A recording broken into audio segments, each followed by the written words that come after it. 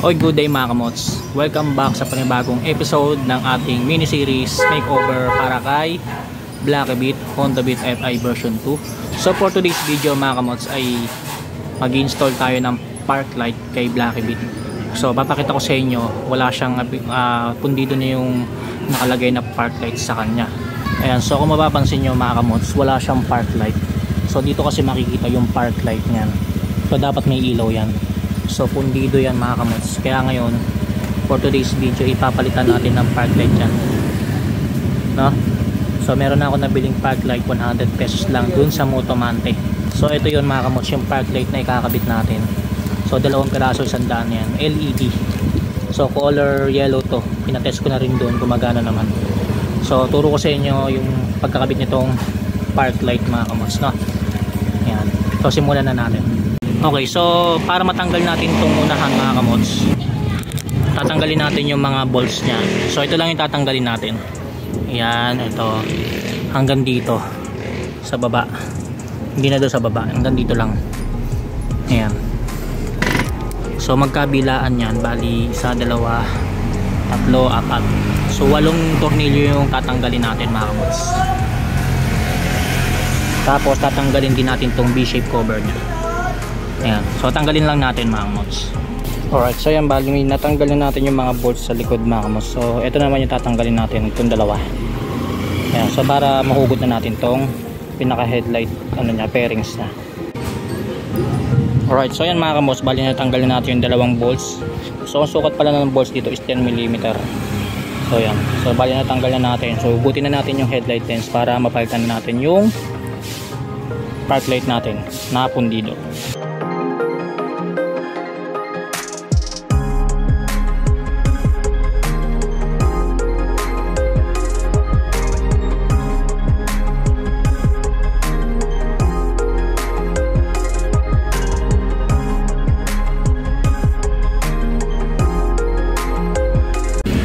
Alright, so yan mga kamots, bali nabuksan na natin yung headlight lens natin. And then ito yung socket para sa park light. So hinugot ko na. Ayan. So tanggalin na natin siya. Ayan, kung makikita nyo, sira-sira na siya. Ayan, kaya siguro hindi na siya umiilaw. Ayan, so papalitan natin ng bago mga kamots, na yung bago natin binili. So ito na yung bago natin biniling park light. So ikakabitan natin ito sa socket, then test natin kung gagana siya. Alright, so yan mga kamots, bali nakabit na natin yung park light natin. So bago ko ibalik yung pinaka mga tornilyo mga kamots, gusto ko muna ipakita sa inyo yung ilaw ng bago nating park light. So sisian natin. Ayan, so kung mabibita nyo mga kamots, ayan, so mayroon na siyang park light, may ilaw na siya ulit. So pundido lang talaga yung lumang park light na nakalagay sa kanya, o sira na talaga. So yan, so hindi naman siya ganong katingkaran yung ilaw, siguro dahil sa maliwanag pa, pero tingin ko sa gabi kita pa rin naman to mga kamots, kitang kita to. Yan, so LED nga ulit yan mga kamots, no? So yan, so pinili natin dilaw, so from blue nagpalit tayo ng dilaw. So gumagana naman siya mga kamots. So tips ko lang sa inyo mga kamots, pag magpapalit kayo ng park light sa mga Honda Beat FI version 2 nyo, so yung pinaka park light socket cap, kapag tatanggalin nyo siya, so pipiitin na siya ng pa-clockwise kung tatanggalin nyo yung pinaka park light cap. Then pagka yung ibabalik nyo na, counterclockwise naman para mag-lock siya sa loob mga kamots na. Ayan.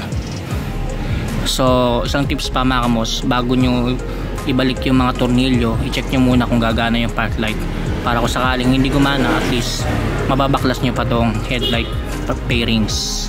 Ayan. So sa atin gumagana naman mga kamots, na. So goods na goods yung installation na ginawa natin. So balik na natin yung mga bolts mga kamots. Pakita ko sa inyo yung last look ng park light natin. A few inches later. Alright, so yan mga kamots, balik na natin yung mga bolts. Then nabalik na natin yung 2 tornilyo dito. So bago ko makalimutan mga kamots, meron pa pala kayong tatanggalin dito sa ilalim, no? Ayan, so bali 2 bolts pa yung tatanggalin nyo dyan. Tapos yung clip na nandito, ayan. Ayan, so tatanggalin nyo rin yung 2 clip na nandyan para mahugot nyo itong pinaka headlight lens.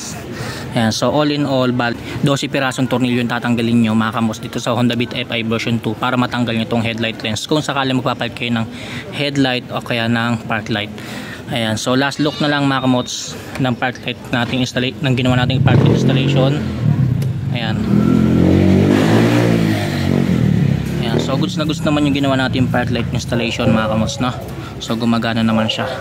So sana nabigyan ko kayo ng panibagong idea mga kamots sa video na to ng ginawa natin pagpapalit ng park light para kay Honda Beat FI version 2 natin.